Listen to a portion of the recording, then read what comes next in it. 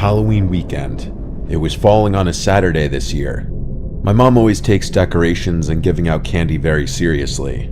It's almost like she has to compete with the neighbors to have the most sought-after house to trick-or-treat at. We live on a corner in a regular suburban neighborhood, so when we're decorating, we also decorate the side yard of the house too. Since Halloween was a Saturday this year, kids started trick-or-treating earlier in the day.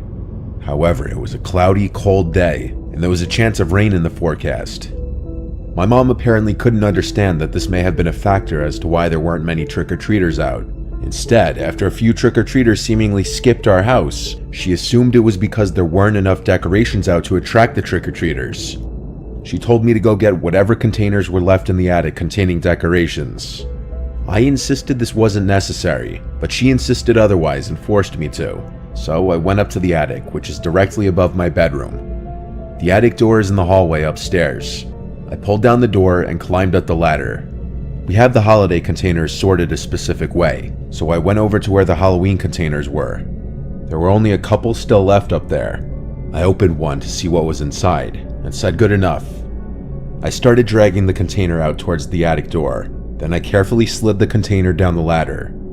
As I was about to climb down out of the attic, I thought I heard something on the opposite side of the attic, like a piece of wood cracking under the weight or pressure of something. I looked over to the wall of containers in the far corner. It's an attic though. The sound of wood snapping or cracking really wasn't that weird. I climbed down out of the attic and brought the decorations downstairs. From there, my mom and I put out some more decorations in the front yard. It was really windy and felt like rain at any second. There really weren't many trick-or-treaters at all. My mom was disappointed because she goes all out with the candy too. She's always been one of those people who makes a bunch of homemade goodie bags with a bunch of different candies inside. I could see how upset she was that she wasn't going to give most of them away at this rate. The day progressed, and I was in my room playing video games on my laptop, while my mom was downstairs in the living room and kitchen handing out candies to the few trick-or-treaters that would come. And then it started to rain, and that pretty much put a damper on the rest of the day trick-or-treaters wise. I was gaming in my room when I heard a crack from above my room, in the attic. Again, not really abnormal, but I made a mental note that was the second time I heard something from up there. The rest of the day was rainy, and that night it turned into a thunderstorm, perfect for Halloween night. I used to be a big gamer in my teens, and so instead of going out with friends on a Saturday night, I would often just stay in playing video games, unfortunately. This night was no exception to that. I stayed up really late into the night, past my parents'. It was still raining outside. Then I heard something above me again. This time it sounded like footsteps. I was wondering if my mom was in the attic putting stuff away, but it was late at night. I sat and listened for a while. The sound stopped. I paused my game and went out into the hallway after a couple minutes, and I saw the attic door was open. I now heard noises from downstairs in the kitchen. I heard the sound of things being moved around in the fridge. My heart was racing now. I tiptoed down the hall to my parents' room and quietly opened the door. When I saw both my parents fast asleep in bed, I felt my stomach twist and I felt sick. I quietly closed the door and went up to my dad to shake him awake. He woke up easily, and I whispered to him, "There's someone in the house." He immediately sat up and said, "What?" I said, "There's someone in the kitchen right now in the fridge. I think they're hiding in the attic." My dad is not a large or confrontational man. He keeps a police baton under his bed in the case of an emergency, but I don't think he ever thought he'd have to actually use it. My dad told me to stay quiet. He went to go look out into the hall quietly. When he came back inside, he whispered that he saw someone down the hall climbing into the attic. He shut the bedroom door and he locked it and then called 911. By now, my mom was awake too, but we all stayed as quiet as possible and didn't freak out. It was now a waiting game until the police showed up. My dad went downstairs to open the front door. The attic door was now shut. The police had to go inside, and they found some homeless-looking man hiding in the corner behind that wall of containers. The sounds I was hearing were in fact from a person the whole time. The man, while seeming dirty and kind of scary looking, apparently was very straightforward and honest, that he simply walked in when he saw the front door was open the day before, and he had no place to sleep. He brought one of our blankets up there, and there was a jar of peanut butter up there too that he was eating. The whole thing is still very disturbing. and I wonder how things would have played out if I or my father confronted the man instead of the police. My parents didn't press any charges.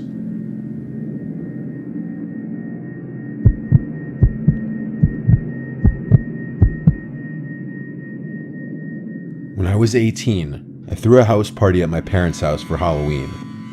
It was closed invite, meaning I told people not to bring strangers. That was a rule my parents gave me. They were not at the house that weekend, which was why I was able to throw the party, with another rule being the place needed to be even cleaner than it was before the party. I invited around 50 people and probably around 40 ended up showing up. The party started around 6. It was starting to get dark out. It would be partially in the backyard and partially the first floor. My parents left me money for refreshments like sodas and food to leave in the kitchen for people to take. I told my parents it would be a non-alcoholic party, but I think they knew that was a load of shit. My friend who's a few years older than me brought his DJ equipment to DJ, and the party was in full swing by dark. Everyone seemed to listen and not bring strangers, because I recognized everyone. Just about everyone came up to me and greeted me after entering.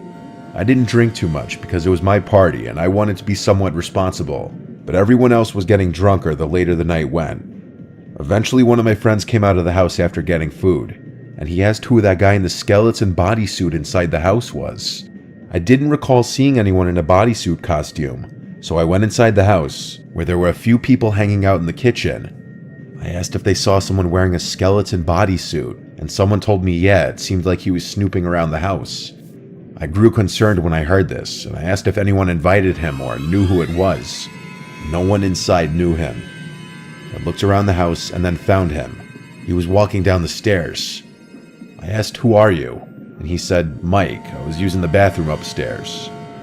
It was a really deep voice. He sounded older. His frame was also a bit larger. Not like muscular, just a stockier looking build. I asked, "Who invited you?" And he said, "Tom." I didn't know a single Tom, so I asked, "Who's Tom?" Then I just asked him if he could take his mask off.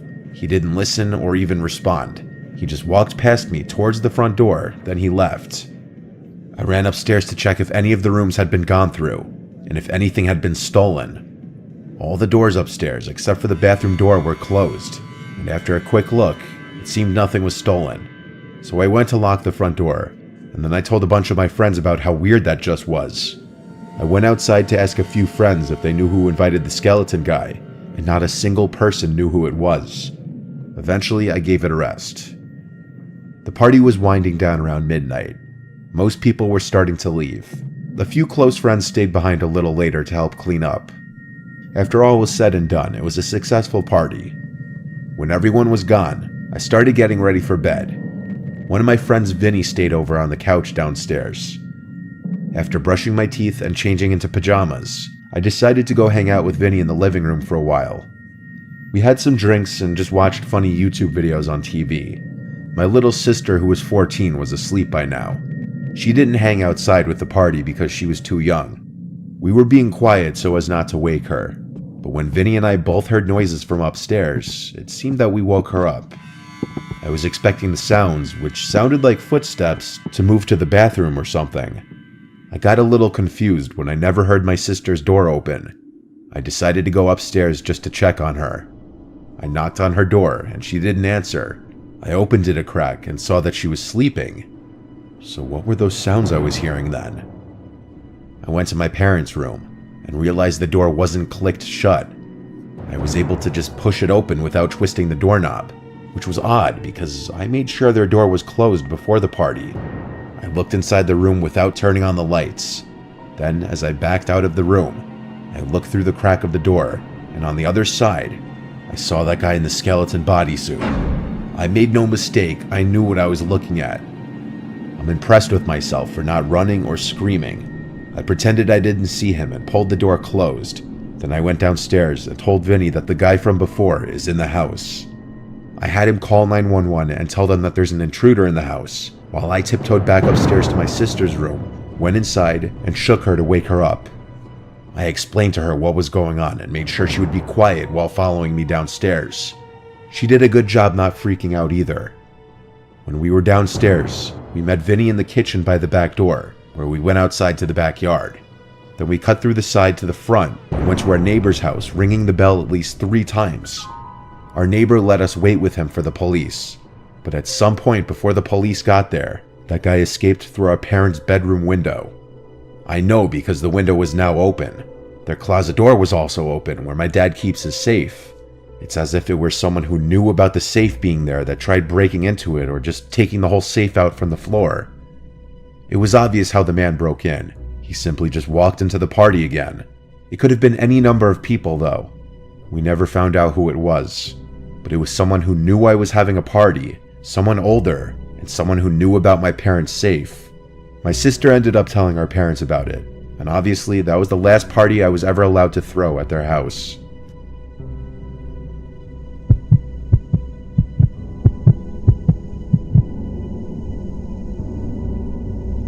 This happened in 2016, when I was 15. This would be my last year trick-or-treating on Halloween, so I wanted to make it a big occasion. My mom is pretty laid back, so it turned into a huge multi-day thing for me. The day before Halloween, I would have a sleepover with my friends Davis and Zach, skip school the next day on Halloween, trick-or-treat with Davis and Zach, and then have a sleepover with just my girlfriend Amber and I. This story carries into both nights, so I'll try to explain the best I can. My basement had just gotten renovated into a man cave, so obviously my friends and I wanted to stay down there for the night. The basement had a long hallway right to the man cave. The light switch to the hallway didn't work. It had a pretty creepy vibe, but for tonight, that would be a good thing. My mom made us cookies and then we went down into the cave. It was around 11 p.m. and we had just finished watching the original Scream.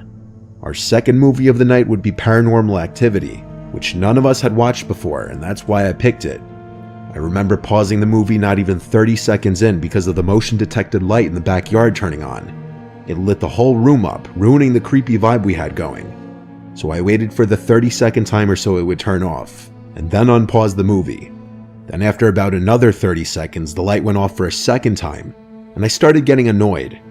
Davis asked me what kept making it turn on, and I said I had no clue. 30 more seconds passed by, and the light turned off again, and I played the movie again. It was at this point I wanted to know what the hell was going on, and so I asked for Davis and Zach to come upstairs with me so I could see what it was. They agreed and went up the stairs to look through my back door. By the time we got there, the light in the backyard had turned off, so it was hard to see.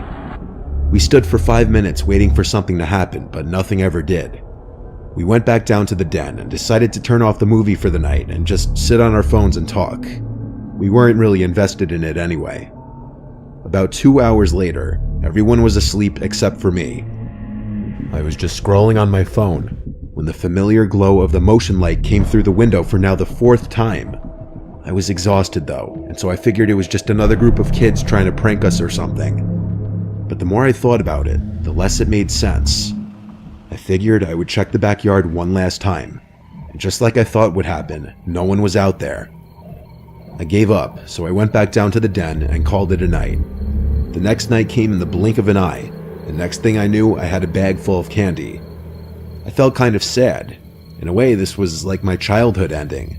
However, I figured I should just try and enjoy the night and not reminisce. At this point, I still had lingering thoughts about the previous night, and whether I should tell Amber or not. She was scared of everything, and I didn't want to ruin a night with her over a story. We were at one of our last houses on the route we took, when Amber let out a loud yell in pain. We asked what happened, and then she told us that she had a rock thrown at her. I turned around to find some guy in a clown mask standing around 15 feet behind us. This was amid the clown epidemic.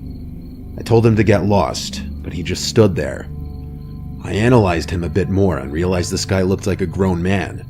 He only had a clown mask on also. The rest of his quote-unquote costume was just normal clothes. We kept walking, but all the man did was stand there. It was at this point we called it a night and skipped the last few houses out of anxiety. We went back to my house so my friends could get picked up. And just like that, it was just my girlfriend and I looking at candy on the floor in the den. She asked if we could watch a movie, and so I decided that I would just turn on Paranormal Activity again later that night to finish it. I remember the scene in the movie perfectly. It was Mika walking around to find his girlfriend, when suddenly the screen went black, and the dimmed lights in the cave turned off. My girlfriend and I looked at each other. I realized the power went out. This immediately made me start to get paranoid. The power had never gone out in this house unless there was a storm. I checked my weather app and it said it was normal conditions that night, not even a little bit of rain. I told Amber to stay in the cave, but she felt scared down there, so she decided to come upstairs with me to see what was going on. The generator to the house was in the backyard, and that's when I got the terrible feeling in my stomach. The thoughts of last night creeping back to me, and this time I didn't have Davis and Zach with me, and Amber wasn't very strong. All the worst thoughts came to my mind as I opened the sliding door to the backyard. All I heard was crickets chirping, and I figured that maybe I was just overthinking. Amber and I passed by the motion light, which didn't kick on now. I was about 5 feet from the generator when I thought I heard a twig snap.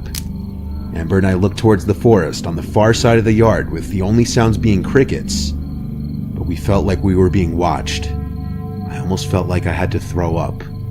I decided we'd rather stay in the house with no lights on than be out here. I didn't want to be outside any longer. Amber started making her way inside, and that's when I saw him. The same guy in a clown mask, standing to the side of my shed. We just stared at each other for a while, like he was trying to scare us. And then he suddenly jumped forward and started sprinting at us. I ran to the back door and slammed it shut after Amber. We ran down into the cave, and we got behind the bar in the corner of the room. That's when I realized I never locked the back door, and we heard a slam from upstairs. Now everything was silent in the man cave. Amber started texting 911 because she was too scared to talk. She explained that there was a man in the house. Minutes felt like hours. It must have been like 10 minutes tops, and the sound I had been dreading to hear came. The basement door opening.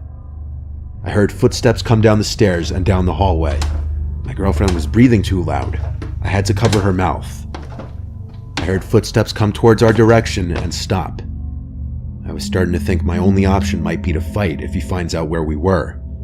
I grabbed a beer bottle from behind the bar and prepared myself mentally to fight if I had to. The room stayed silent for quite a while, but then we heard sirens come from outside. I realized this was the perfect distraction and moment to strike. In a fraction of a second, I got up, ran at him, and swung at his head with the bottle, but I tripped and fell after I swung, and I hit the ground. I looked up to see that man with the clown mask from earlier. I think his mask somewhat blocked my swing because he barely flinched. I realized this was a stupid idea because it seemed like he was about to go back upstairs after hearing the sirens anyway. He looked down at me on the floor.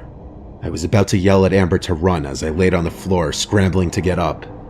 My legs felt numb, and I realized my life could potentially end right now, but the police could be heard outside. The man stared for another moment before running up the stairs, and then we heard the back door open and slam again. I ran upstairs to let the police in and told them he went out back.